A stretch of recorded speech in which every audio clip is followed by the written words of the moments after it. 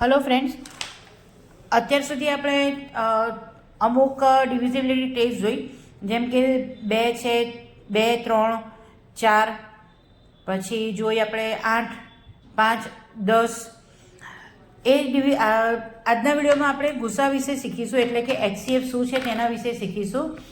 એ પહેલાં હજી એક ડિવિઝિબિલિટી ટેસ્ટની હું વાત કરી લઉં જરા, કે 6 તો કોઈ પણ નંબરને જ્યારે 2 અને 3 બંને સાથે ડિવાઈડ થઈ શકે તો જ એ નંબરને 6 સાથે ડિવાઈડ થાય, અધરવાઇઝ 6 સાથે ડિવાઈડ થશે નહીં.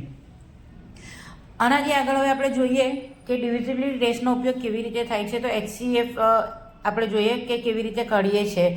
HCF કરતાં પણ આપણે સૌથી પહેલાં એવું જોઈએ કે કોઈ પણ નંબર આપેલો હોય તેના ફેક્ટર કેવી રીતે પડે. સાદી ભાષામાં ગુજરાતીમાં એને કહેવાશે કે અવયવ કેવી રીતે પડે. તો સપોઝ એક નંબર આપેલો છે આપણને 156.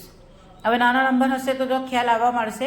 156ને જોઈએ તો 156નો પહેલાં યુનિટ ડિજિટ જોઈએ કે 6 છે.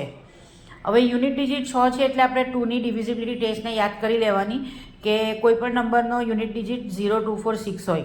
ઓકે, તો 156ને 2 સાથે ડિવાઈડ થશે. તો અહીંયા લઈએ 156 ડિવાઇડેડ બાય 2. 2 7s are 14, 1 અને 2 8s are 16. જો રિમાઇન્ડર 0 આવી ગયો ડેટ મીન્સ કે 156ના ફેક્ટર પડી ગયા 78 2s are. તો અહીંયા આપણે પાડી દઈએ 2, અહીંયા નાનો નંબર આવશે, અહીંયા 78. હજી પણ 8 છે એટલે કે યુનિટ ડિજિટ 8 છે એટલે આને ફરીથી 2 વડે ડિવાઈડ થશે.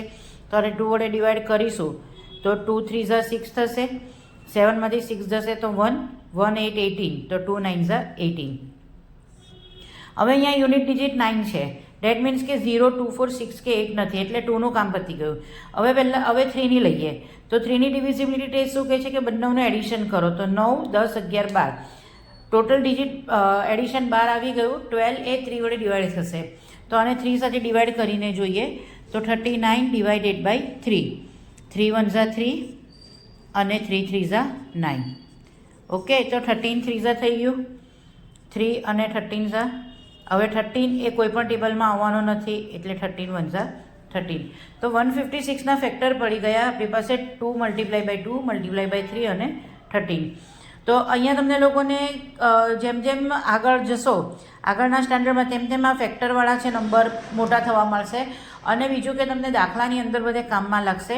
તો જો આજનો વિડીયો ગમ્યો હોય તો લાઇક, શેર અને સબસ્ક્રાઈબ જરૂરથી કરજો ને આવા જ વિડીયો જોવા માટે મારી ચેનલ પર રહેજો.